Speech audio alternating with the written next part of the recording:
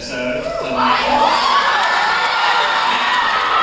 the series will be progressing in chronological order, so you'll see it when we get to that point in the unanimous ending timeline. So season 2 will continue. Perfect, thank you for your question. Hi, some people might know me as a Larry Films actor at Bfdi Ii. I have a question for Sam specifically. What happened to Object Universe? I have the same question. Whistle wants to know, sir! I never thought we'd get to that. I mean, Brian and I were kind of running Object Universe towards the end there. Oh, well, maybe we'll do it again someday. I'm sure. Thank you for your question. How about you? I noticed there was a drastic change in the personalities and the identity between season 2 to season 3, and I wanted to know the whole decisions behind that, if that's all right. The personalities of specific characters, or No, the characters who were in season 2 had a lot of personality changes when put in season 3, and I'm just curious as to why. totally. Yeah, so I think also like what's really interesting about season 3 is it's kind of like this weird sudden reset in terms of like you're not almost expecting it. It's almost like a cold open, and so all the characters are kind of thrust into this situation that they don't know as well. And I feel like some of those new situations are pulling new things out of the characters. So I think Tessby, for example, like had a very different conflict in season 2 in terms of like, you know, dealing with how she was feeling about Lightbulb and also about just everything else happening with that specific set of characters. But in season 3 with Bod and that kind of story arc, I feel like we're just seeing kind of new stuff in a way. So maybe the personality is just naturally developing with the change in scenery. Yeah. Some tension is bubbling up from the surface that we saw in season 2 that had been benched for a while, like between Blue and Nickel, as you saw in this episode. So maybe some, you know, with some time, you know, has not healed wounds and sort of done the opposite. Like somebody slapped you in the face like 50 times. Yeah. Well, I've been there. Yes. Yeah. Wow. Thank you so much. Thank you for your question. It's you. Oh, it's me, Bfdi In episode 6, why did you make the challenge for it? Oh, in T-Bot 6? Yeah. Well, actually, originally when we were writing it, it actually went through a bit of a crisis because the original challenge was for all the teams to slay a dragon. And then, like a week after writing it, I called Carrie and I was like, it's terrible. It's really bad. Like, I have to change it. Because like each of the dragons like had to be its own battle, and it just felt like the episode was like way too long, or just And just just a lot of like work. Yeah, I guess so. So it's good that you were able to write an episode that still had the dragon, but it's also a more like manageable challenge, which is like big dinner. You know, some teams can do that very quickly. Yeah, and we figured like, we came up with the idea of bringing 4X back, and we were like, chefs is a funny role to have in the episode, so a cooking thing made sense. But yeah, thank you for your question. Cheers. Oh, and the person behind me is my brother. Oh, we'll get to it in a sec. So this is probably a question you've answered before, because it's like this is for like Abigail. So how did you continue season 1 even after like all the hate that you received for it, but on the first episode? Yeah, no, that's a really good question. So I remember, like when the likes to dislikes, I think YouTube, that's gone now even, or maybe I'm wrong, but it was like 50% like and dislike, and everyone's like, oh, it's just like Bfdi, but worse. And I'm like, I agree. But I think like the power in that is like, you know, you have to make a lot of terrible stuff to make good stuff. And so I just challenged myself personally to be like, no matter what, I don't care, just one a month. And they'll get better over time, and hopefully you all agree that they have. And Brian kind of gave me a pep talk at one point, because I was like, we're done with this. Yeah, you were just, you know, it's disheartening, you know, but like, the more you did, I was just so impressed by everything that I was able to accomplish, and still am. Yeah. I really proved that the process over, and I was like, you can do it too. And you're going to do great. Perfect, thank you for the question. And yeah. But will IDFB continue? It's definitely on the table. I feel like we have to. We have to.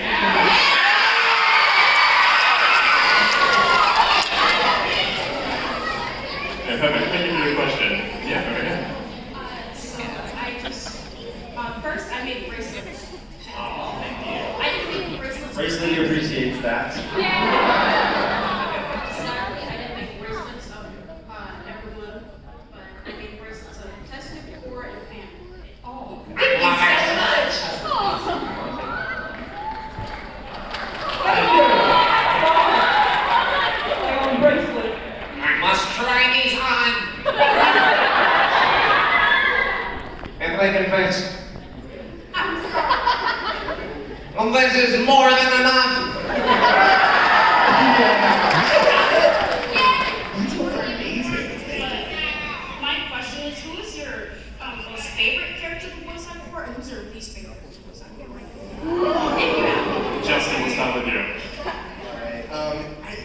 it very much depends on the day. As of late, I've been a big Silver Spoon fan. Everything he does. And I love acting this character, but in terms of doing the voice, I think it a little grating here and there. But I love him.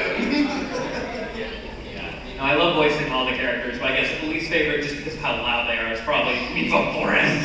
Just clear the room. The favorite has to be Fat, of course. I am gonna say Nickel for both answers. I think for my least favorite, I'm gonna switch it up a bit because I forgot I almost voiced her, but praise that he really makes a great voice! And then I think favorite, I usually go with X just because he sounds so different from my normal voice, so I love voicing him. I think for least favorite, I'm gonna go with Fries because sometimes I just can't pull that voice off. And for favorite, I have to go with Blocky because he's so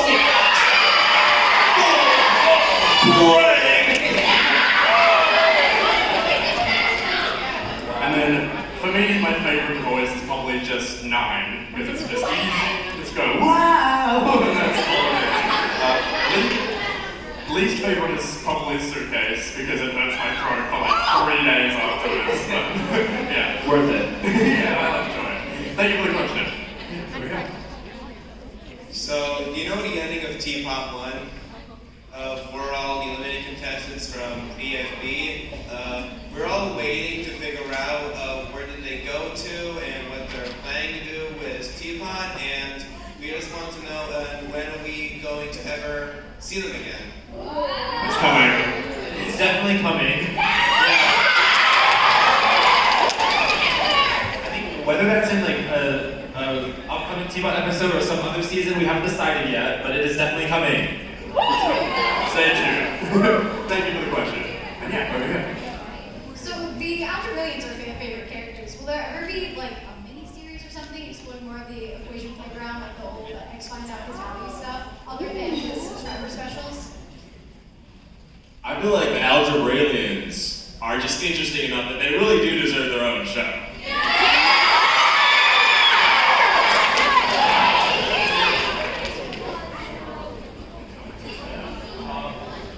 I guess like X-Files Value is like a 15-year-old video, so it's like it's long overdue just to learn more about what happens there.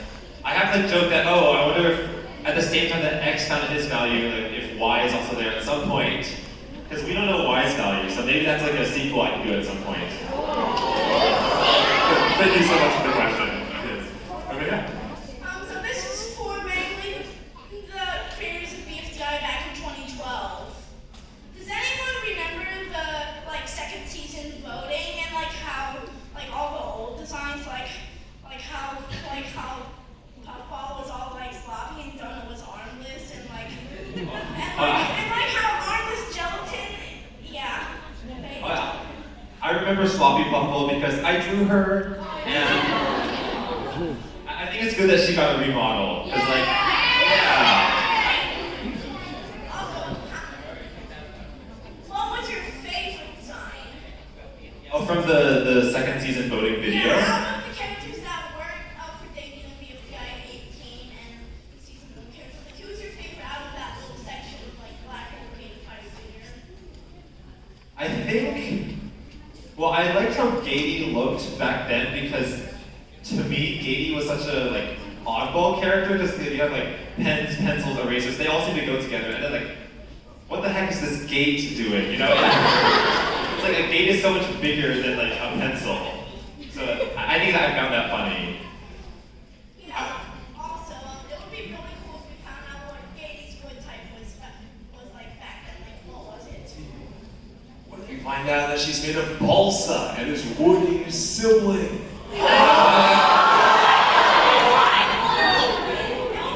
Look what you've done. Perfect. Thank you for your question. Yeah, over here. Would you ever want to make a game for an episode again, like Bfdi Ii 5B? Oh yes. I feel like every year that goes by, I keep saying we need to get 5B for Switch or some sort of, Mario Maker. not promising anything, but like I think it's always been my dream to have a game where other people could users could design levels for it. But I feel like I have to partner with some game development company to make it happen. But it's definitely my dream. Nintendo, give them a call. Call me. Thank you so much for the question. Okay. Alright, so I know all of you started out in San Diego, you were really young and your voices changed over time. Did you always have a bit of trouble trying to imitate some of your older voices as time went on? All the time. I mean, I think Ice Cube, Rocky, there's a lot of those high-pitched characters that we couldn't do for the longest time. For me personally, I found that the ones that were the most deviating from my normal voice were easier to do as I was kind of growing up because it was so ridiculous anyway. Where characters like baseball, it was just my normal voice, so it just was my voice. There was no covering it up, Some characters you gave away, like Marshmallow. Yeah. I can't do this voice anymore. Dee's a lot better. So. Yeah, Dee. Okay, thank you for the question. Yeah, over here. Hi, I'm Isabella, and for all of you, what's your favorite episode of your shows? Should I start this episode? Okay. I really liked, I'm really happy with this episode of Teapot, so I'm really happy with how that one came out. My other answer would probably be Bfdi 22, the court case one. Yeah. I have to go with BFB 7. That's the episode where Robot Flower is uploading stuff in this cyber world. I think I'm gonna pick something old school, Isabella. I'm gonna go with BFDI episode 18. Because I love the whole saga of the 10 losers chamber falling in the ocean and then, oh no, we're all gonna drown, oh whatever. Where are my OG fans are in the crowd? The stupid trailer. Really proud of Animal Sandy 2, episode 14, hatching the plan. I'm a huge fan of the episode of Invitation that we just watched today. But to mix things up a little bit, I want to give a shout out to episode 8 of the season, the body swap episode. Yeah! Thanks, buddy. Perfect, thank you for the question.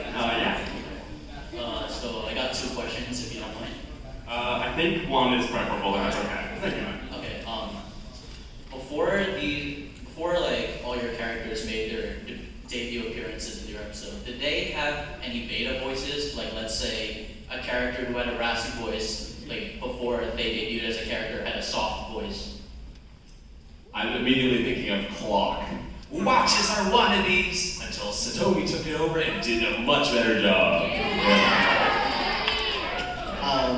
Goo, we went through a hefty audition process for the invitational characters, and one of the Goo auditions got a little more like this. And a little, hey guys, what's going on? My name's Goo, and I'm your best friend. He's adorable. Perfect, thank you for the question.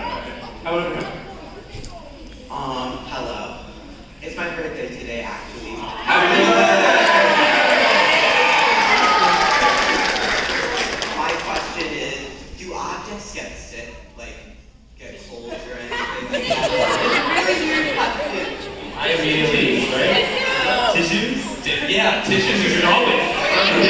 But I always think of when OJ fell in the ocean and then was full of actual water. Or when test tube got the water. Every object has their own way of getting sick, I'd say. And the phone glitching out, using old illness. Yeah, you don't want to catch the condition. yeah, Tree got hit in this episode, so we're all bouncing around inside it. So, yeah, I guess they do. Everyone has their own special afflictions. Thank you for the question, and happy birthday. Thank you. Thanks, Mike. How about over here? My question is, at the end of BFB 30, when Fiery and Leafy went on the boat, when or will we ever see what happens to them?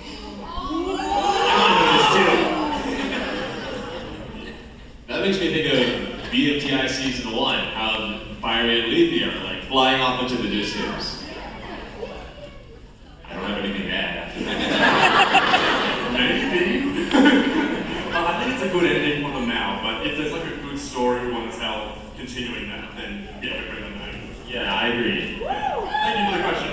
Yeah. Oh, it's the last one. Okay. Last question, please. Okay. Hi, I am such a big fan. This is for Carrie and Michael. I've noticed that there's this one main number that you've mentioned a lot in your videos, 2,763. Why is that number so common for you guys?